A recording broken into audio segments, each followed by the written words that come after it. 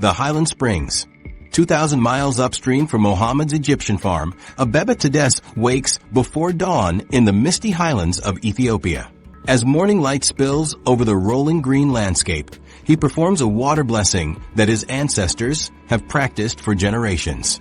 Cupping the cool, clear water in his hands, he pours a small libation into the stream that will begin an extraordinary journey, flowing through gorges and valleys across international borders, and eventually reaching the parched fields of Egypt's delta. This water is Ethiopia's gift to the world, Abebe often says, watching the stream that begins near his farm eventually join the mighty Blue Nile. The connection is remarkable for how profoundly it links the fates of people who may never meet. The Ethiopian highlands stand as the lifeblood of the Nile basin. Verdant valleys where morning mist clings to ancient trees, the scent of damp earth rising as sunlight filters through clouds. From these heights springs the Blue Nile, contributing approximately 85% of the entire Nile's water flow, making the farmers who tend these highlands the unwitting stewards of Egypt's prosperity.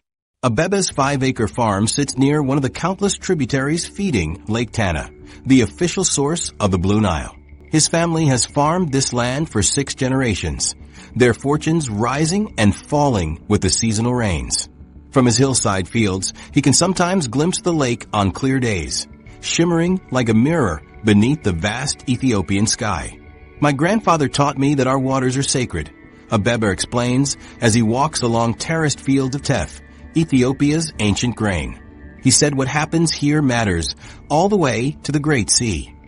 That Great Sea is the Mediterranean, where the Nile's waters finally complete their 4,000-mile journey, after passing through the fields of farmers like Mohammed in Egypt. Unlike Mohammed's farm, which depends entirely on river irrigation, Abebe's crops rely primarily on rainfall. But the connection to the Nile remains central to his identity. Throughout Ethiopia's highlands, the Blue Nile serves as an artery of life, pulsing with cultural significance, carrying the lifeblood of tradition while sustaining communities physically and spiritually. This sense of ownership manifests in communal ceremonies that mark the river's rhythms.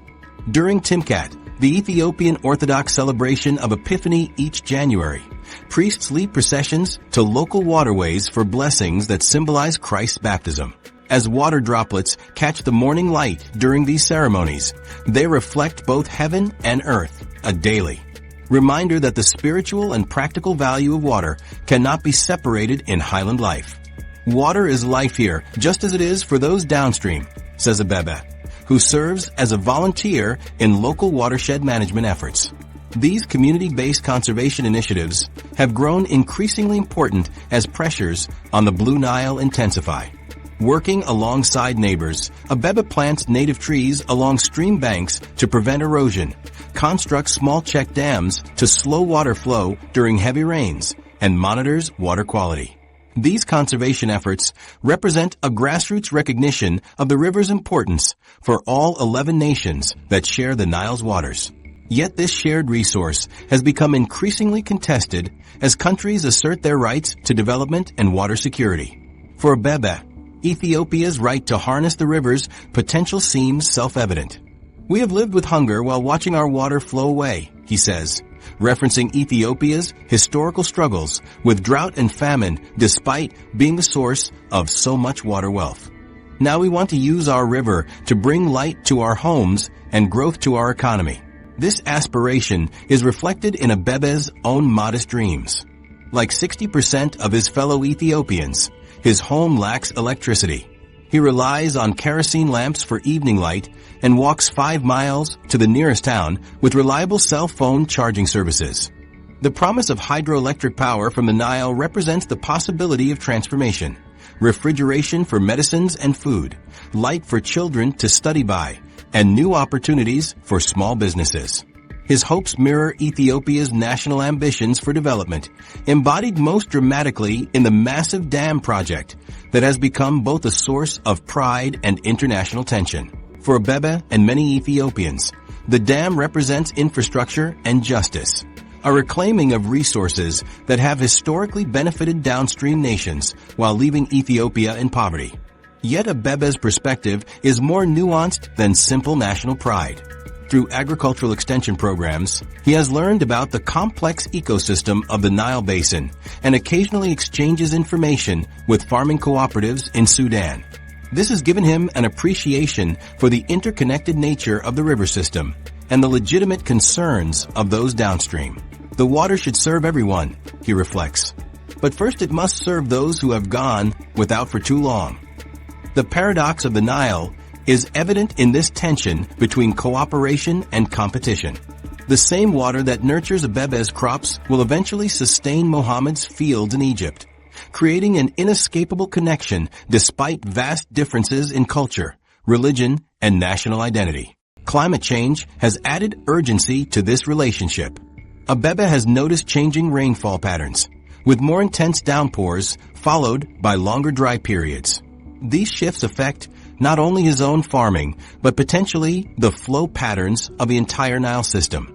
As the morning mist burns away, Abebe carefully opens irrigation channels to direct water to his youngest teff plants. His movements echo those of Mohammed in Egypt, though their irrigation techniques differ. Where Mohammed uses gravity-fed canals derived from ancient Egyptian methods, Abebe employs terracing and small-scale water harvesting to maximize efficiency on his hillside farm. Looking toward the distant horizon where his water eventually flows, Abebe sometimes wonders about the farmers and fishermen who will benefit from it.